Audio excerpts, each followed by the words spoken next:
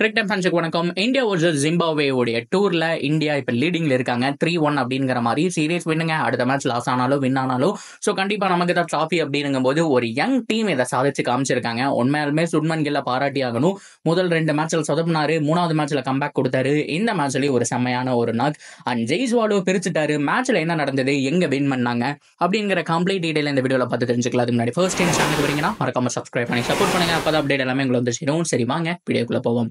So first of all முதல் மேட்ச்ல Zimbabwe win பண்ணதுக்கு அப்புறம் ஸோ லைட்டா உண்மையாலுமே பயமா தான் இருந்தது, ஒரு யங் டீம் இப்படி பெர்ஃபார்ம் பண்றாங்களேன்னு சொல்லிட்டு. ஆனா செகண்ட் மேட்ச்ல இருப்பா நாங்க எப்படி விளையாடுறோம்னு மட்டும் பாரு அப்படிங்கிற மாதிரி ருத்ராஜ் கைக்வாட் செம்மையாவே பண்ணாருங்க. மேட்சுக்கு ருத்ராஜுடைய ஃபார்ம் அப்படிங்கிறது இன்க்ரீஸ் ஆகிட்டே போயிட்டு இருந்துச்சுன்னு சொல்லி ஆகணும். அண்ட் செகண்ட் மேட்ச் ஒரு கம்ஃபர்டபுளான வெற்றி அண்ட் தேர்ட் மேட்சும் பார்த்தோம் அப்படின்னா கம்ஃபர்டபுளான ஒரு வெற்றி. 3வது மேட்சும் கம்ஃபர்டபுளான வெற்றி. ஐ மீன் இது 4th மேட்ச் நான் வின்ன சொல்றேன், தொடர்ந்து ஒரு ஹேட்ரிக் வின் அப்படிங்கிற மாதிரி வச்சிருக்காங்க. ஸோ அப்படி பார்க்கும்போது இன்னைக்கு ருத்ராஜ் இறங்காமையே ஓப்பனிங் பார்ட்னர்ஷிப்பே முடிச்சிருக்காங்க. இந்த மாதிரி ஒரு சாலிடான ஓப்பனிங் பார்ட்னர்ஷிப் தான் எதிர்பார்த்தோம்.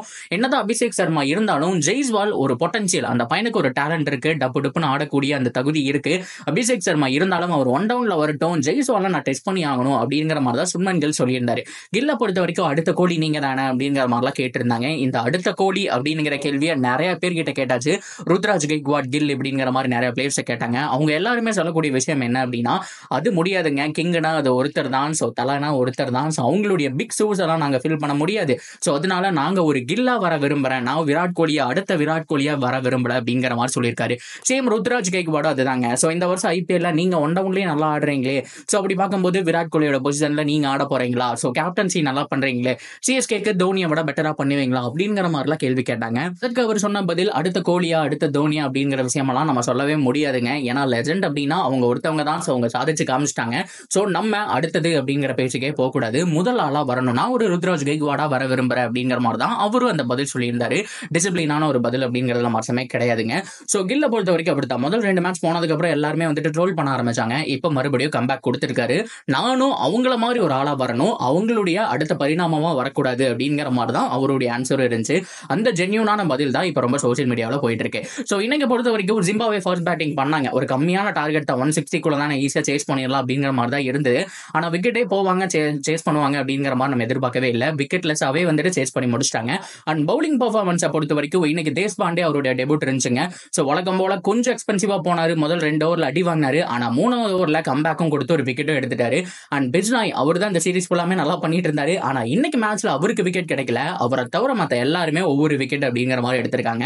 எஸ்பெஷலி கலீல் அகமது நல்லா பண்ணாருங்க, அவருக்கு 2 விக்கெட் அப்படிங்கிற மாதிரி கிடைச்சது.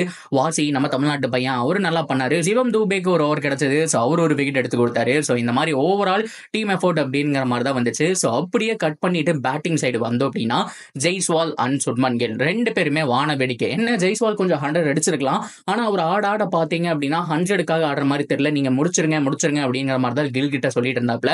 ஸோ கில்லு பார்த்தோம் அப்படின்னா அவரோட 50 அடிச்சதுக்கு அப்புறம் டமால் டுமில் அப்படிங்கிற மாதிரி 4-6 அப்படிங்கிற மாதிரி அடிச்சு ஸோ ஃபைனலாக மேட்சை முடிச்சுட்டாங்க. ஸோ அவரு 90+, இவரு வந்துட்டு ஒரு 55+ அப்படிங்கும் போது உண்மையாலுமே இவங்களுடைய இந்த பார்ட்னர்ஷிப்பும் நல்லா இருந்துச்சு. ஸோ அடுத்த இந்தியாவுக்கு ஒரு பெட்டரான பார்ட்னர்ஷிப் ஓப்பனிங் அப்படின்னா so Ruturaj Gaikwad 1 down and ஓப்பனிங்ல சுப்மன் கில் ஜெய்ஸ்வால் இருக்கிறது அப்படிங்கிறது உண்மையாலுமே ஒரு நல்ல விஷயம் தான். அண்ட் கைக்வாட பொறுத்த வரைக்கும் ஒரு எந்த பொசிஷன்ல வேணாலும் நல்லா ஆடுவாருங்க, நம்பர் 4 நம்பர் 3 அப்படின்னு சொல்லலாம். ஸோ அபிஷேக் சர்மா 1 டவுன்ல இருக்க போறாரான்னு ஒரு டவுட். ஆனால் அபிஷேக் சர்மாக்கு ஒரு மேட்ச் வச்சு முடிவு பண்ண மாட்டாங்க. என்னதான் செஞ்சுரி அடிச்சிருந்தாலும் ப்ரூவ் பண்ணியிருந்தாலும் அடுத்த மேட்ச் கொஞ்சம் ஃபெயிலியர் ஆனாரு. அதனால இன்னும் 2-3 சீரிஸ், ஏன்னா இன்னும் 2 வருஷம் இருக்கு வேர்ல்ட் கப்புக்கு, அதனால நிறைய சீரிஸ் ட்ரை பண்ணி பார்ப்பாங்க. அண்ட் ஓப்பனிங் இப்போ பொறுத்த வரைக்கும் ஃபிக்ஸ்டா இருக்கிற விஷயம் கில்லும் ஜெய்ஸ்வாலும் தான் ஓப்பனிங் அப்படிங்கிற மாதிரி இருக்கு. 1 டவுன்ல மேபி ருத்ராஜ் வரக்கான சான்ஸ் அப்படிங்கிறதா ஹைலி பாசிபிள். ஸோ ஆக மொத்தம் ஒரு குட்டி இந்தியன் டீம் செட் ஆயிட்டு இருக்குங்க. அடுத்த T20 வேர்ல்ட் கப்புக்கு தயாரா போவாங்களா அப்படிங்கிறத நம்ம வெயிட் பண்ணி தான் பார்க்கணும். ஸோ ஓவராலா இந்த சீரீஸையும் வின் பண்ணியாச்சு. நீங்க என்ன சொல்றீங்க? யங் பசங்க எப்படி பண்ணிட்டு இருக்காங்க? யங் டேலண்ட் எல்லாம் நிறைய உள்ள வந்திருக்கு. ஸோ இதை தாண்டி நம்ம தமிழ்நாட்டு பையன் நட்டுக்கெல்லாம் வாய்ப்பு கொடுத்துருக்கலாம். இந்த டூர்லயாவது அட்லீஸ்ட் வேர்ல்ட் கப் போகாட்டியும் இதுக்காவது கொடுத்துருக்கலாம். அண்ட் TNPL அந்த பக்கம் போயிட்டு இருக்கு இல்லையா, ஸோ அதனாலதான் சாய் சுதர்ஷன் முதல் கொண்டு எல்லாருமே அங்க போயிட்டாங்க. ஹோப்ஃபுல்லி இன்னொரு வருஷத்துல அவங்களுக்கும் சான்ஸ் கிடைச்சு ப்ரூவ் பண்ணி ஏதாவது ஒரு ஸ்குவாட்ல இடம் பிடிப்பாங்க அப்படிங்கிறதையும் நம்பலாம். தாராளமா கமெண்ட் செக்ஷன்ல சொல்லுங்க. அண்ட் தொடர்ந்து அப்டேட்டுக்கு சேனலோட இணைஞ்சிருங்க.